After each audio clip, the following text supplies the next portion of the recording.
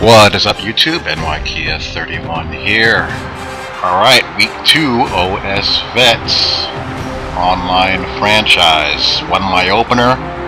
Game number 2 against the Pats. Tom Brady and the Pats, first division game in the rain. In the rain. We know what happened in my last game that I tried to run and shoot in the elements. Did I learn my lesson? Went back and forth between the teams over the years.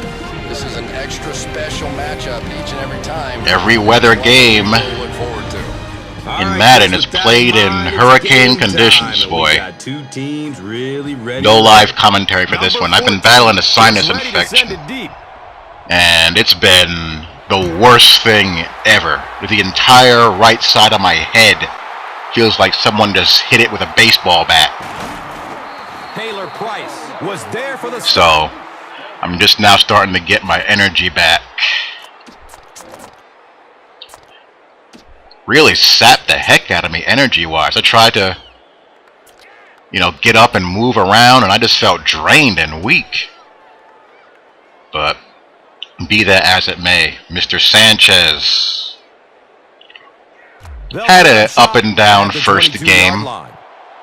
It's 1st and 10. Threw for decent yardage, had a good completion percentage, had a couple of touchdown passes, but also showed some inconsistency as Hardesty gets popped there. This is a big season for Sanchez. This is his walk year. Looks left. Here's a short pass. 8-yard gain. Sanchez playing for his next contract. Will there be a next contract for him in a Jets uni? Oh, reliable, Dustin Keller, doing what he does. First drive's going okay. See me out there with some 2 tight end formations and some eyes, so I have learned my lesson. Not just gonna wing it and fling it in these conditions. Again, twin eye here. This is what I gotta do when I face these kind of elements games. Because a receiver slipping, passes going awry. Have you ever noticed, and you're going to see it later in the game, when you're playing a game in the rain or snow, if you pay attention, the receiver that always slips is the guy that would have come open. 99% of the time. Coincidence? Or AI hijacking? You be the judge. Or let your thoughts be expressed. I think it's AI hijacking. It just happens way too often to be just blind coincidence that the guy that I just happen to want to throw to, or the guy that just happens to be about to break open on his route, is the guy who always falls down. I'm just saying. But I'm off to a good start here. I'm thinking of tweaking how I play defense. The reason why I play on the defensive line is for a couple of things. One,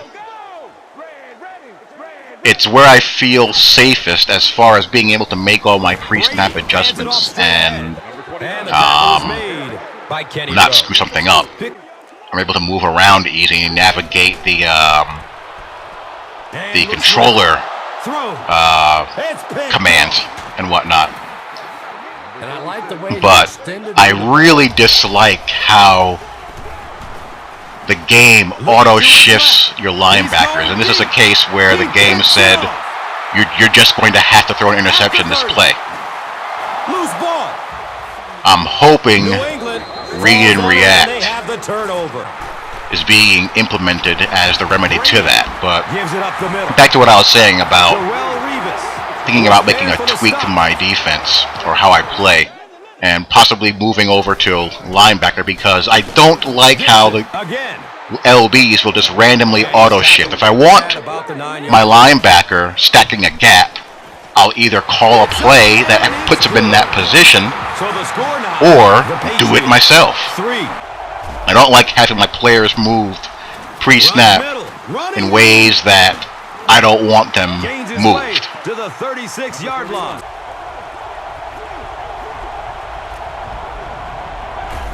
trying to respond here. Throws to his right. And the second-year wide receiver, A.C. Poe, boots the ball. More drops, more missed targets. Good bull rush there. Should have gotten this INT, but anytime I can get Tom Brady off the field, I won't complain.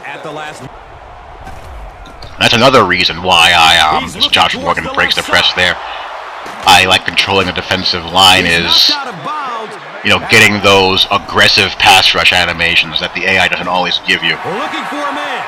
That's always been a pet peeve of mine in football games.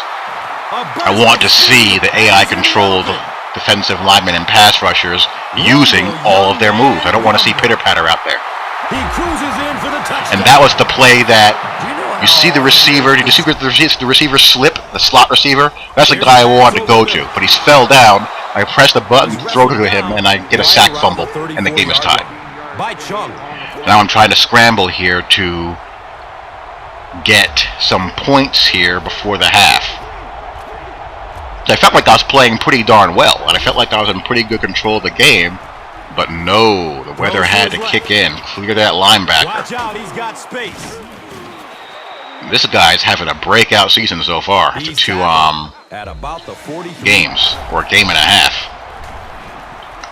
Steps and throws to the left side. Mr. Keller again. He's brought down around the 27-yard line. And I'm also hoping that in Madden 13, the pass trajectories will allow us to not have to hold the ball to enable guys running routes behind linebackers to clear.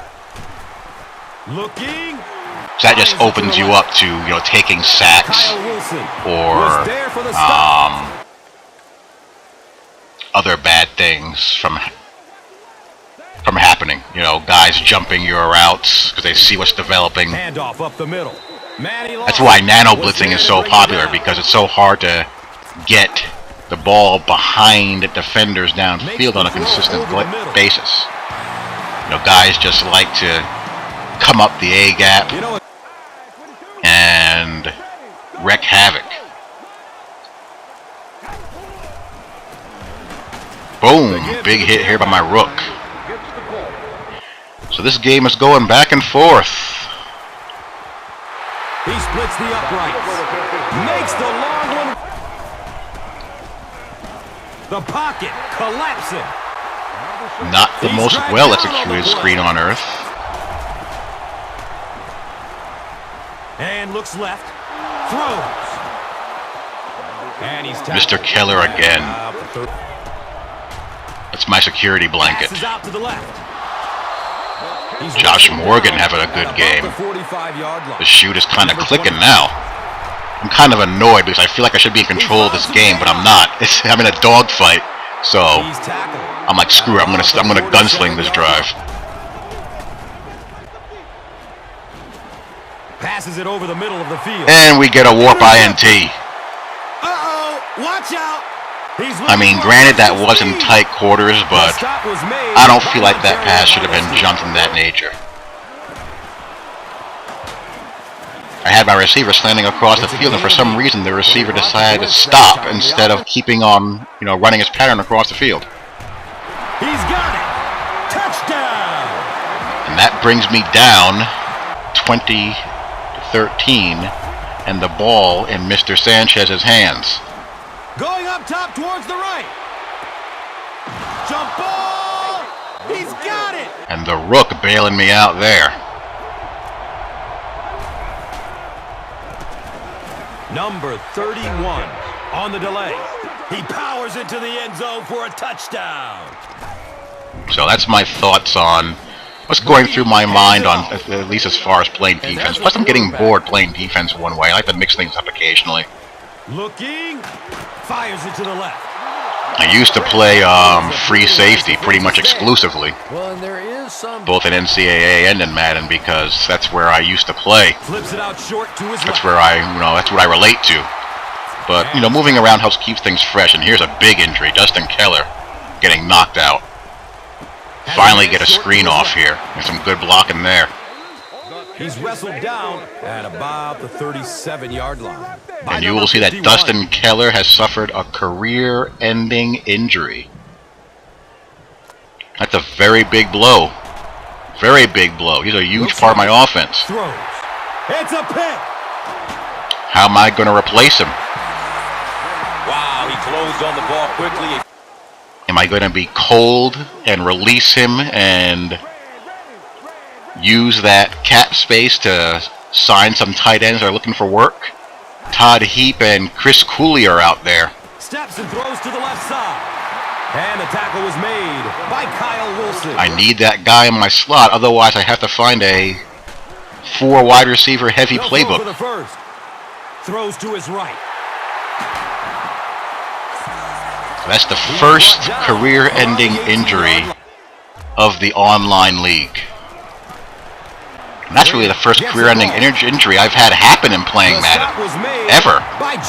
Either in online league or offline franchise, but I've never seen a career-ending injury before. Sucks that it happens to me. I mean, Dustin Keller's injury rating is a 92, but he made his injury friggin' count.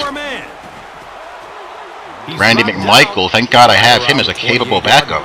I mean, he's not great, but he's at least someone that has to be respected. And now I have no choice but to run and shoot here in the rain. I gotta get down the field.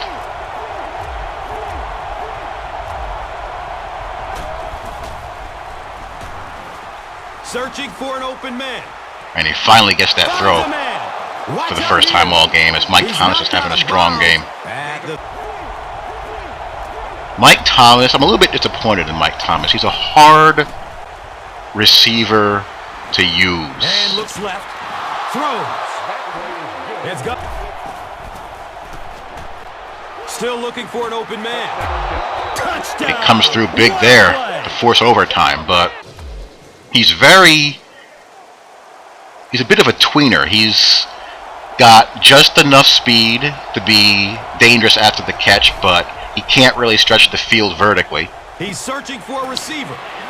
He's got good hands, but he's wrestled down. Will lose the ball occasionally when he gets hit, right before the reception, or drop the ball when I really need him to pull through, when no one's around him.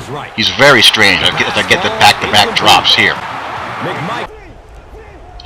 And at this point in the game, I just want the game to end if I decide to go for it. Not really the smartest move that I've ever made in my life, as I force it in there to him and throw the interception. So now I'm up against it. Not good. Back on D, trying to make something happen now. Good run D here. And they really ran right into the blitz. Big Muhammad Wilkerson knifing through. They tackle him for a loss. David Harris shooting through. My run D has been pretty good the first 2 games. I'm really pleased with my D overall. I just want to change a couple of things in a minor way, just to, change things up a little bit. Sanchez being a dope. And I have to give the ball back. Looking, fires it to the left. And then reliable Jim Leonard, Mr. Johnny on the spot. Was there to bring him down. It's a big interception there. So now I'm just going to try to pound the ball here and cover it up and get the ball square for the field goal attempt. And here it is. Our winners, the kick is good. So not the prettiest 2-0 on earth, but 2-0 nonetheless. But the big story out of this game is that Dustin Keller is gone. Done. How will this play out and affect my season, and how will I replace him? Stay tuned. Take care. Peace.